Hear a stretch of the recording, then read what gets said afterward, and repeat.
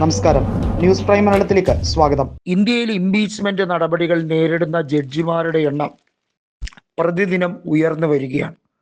India സഖ്യം നിരവധിയായ ജഡ്ജിമാർക്കെതിരെ impeachment നോട്ടീസുകൾ നൽകി ശക്തമായിട്ടുള്ള നിയമ നടപടികൾ എടുക്കണം.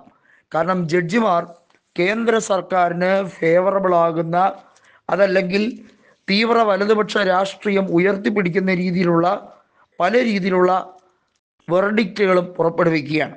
അതിൽ എടുത്തു പറയേണ്ടത് തമിഴ്നാട്ടിലെ മധുരയിൽ തിരുപ്പറംകുன்றம் കുന്നിൻ മുകളിൽ കാർത്തിക ദീപം തെളിയിക്കാൻ അനുമതി നൽകിയ മദ്രാസ് ഹൈക്കോടതിയിലെ ജസ്റ്റിസായ GR സ്വാമിനാഥനാണ്.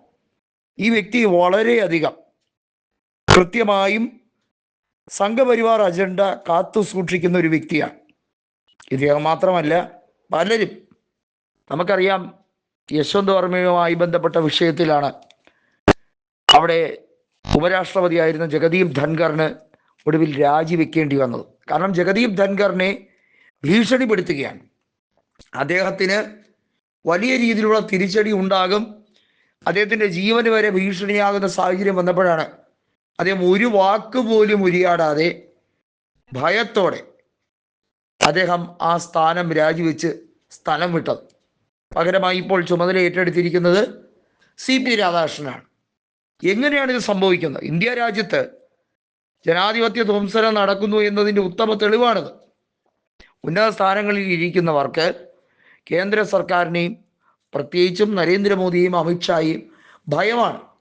അവർ ജയിക്കാൻ വേണ്ടി, അവരുടെ പക്ഷം വിജയിക്കാൻ വേണ്ടി ഏത് രീതിയിലുള്ള കനത്ത നടപടികൾ എടുക്കാനും തയ്യാറായിരിക്കുന്നവരാണ്. ഒരു മയവുമില്ല എന്നുള്ളത് മനസ്സിലാക്കി തന്നെയാണ് ഉപരാഷ്ട്രപതി സ്ഥാനത്ത് നിന്നും ധൻഖർ പിന്മാറിയത് എന്നുള്ളത് വ്യക്തം.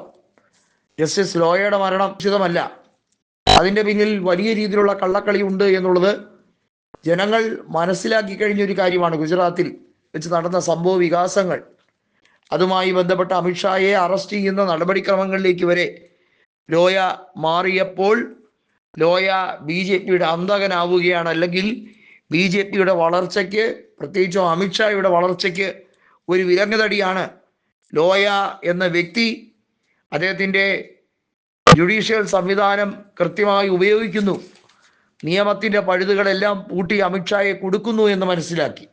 നമുക്കറിയാമല്ലോ, ചിദംബരം ആഭ്യന്തരമന്ത്രിയായിരുന്നപ്പോഴാണ് അമിത്ഷായെ ജയിലിൽ കയറ്റിയത്. അതിന് പകരമായി ടിക് ഫോർ ടാക്, കണ്ണിന് കണ്ണ് പല്ലിന് പല്ല് എന്ന രീതിയിൽ ചിദംബരത്തിനെ കേന്ദ്ര സർക്കാരിൻ്റെ കളിപ്പാവകളായ CBIയെയും എൻഫോഴ്സ്മെൻറ്റ് ഡയറക്ടറേറ്റിനെയും ഉപയോഗിച്ച് അദ്ദേഹത്തിനെ വ്യക്തിഹത്യ ചെയ്തതും അദ്ദേഹത്തിനെ തിരിച്ച് കള്ളക്കേസിൽ കുടുക്കി അകത്താക്കിയത് നമുക്ക് എല്ലാവർക്കും അറിയുന്ന കാര്യമാണ്.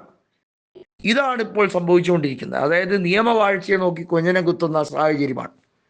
പല ജഡ്ജിമാരുടെയും കറപ്ഷൻ, അഴിമതി പുറത്തു കൊണ്ടുവരാൻ വേണ്ടി ഇന്ത്യ മുന്നണിയുടെ നേതാക്കൾ അഹോരാത്രം പണിപ്പെടുന്ന ശ്രമമാണ്. DMKയുടെ നേതാവായ സ്റ്റാലിനും സമാജ്വാദി പാർട്ടി നേതാവായ അഖിലേഷ് യാദവും ഒക്കെ കോൺഗ്രസിനോടൊപ്പം ചേർന്ന് നിന്നാണ് സ്വാമിനാഥൻ എന്ന് പറയുന്ന ഈ ജസ്റ്റിസിനെ കുടുക്കിയത്.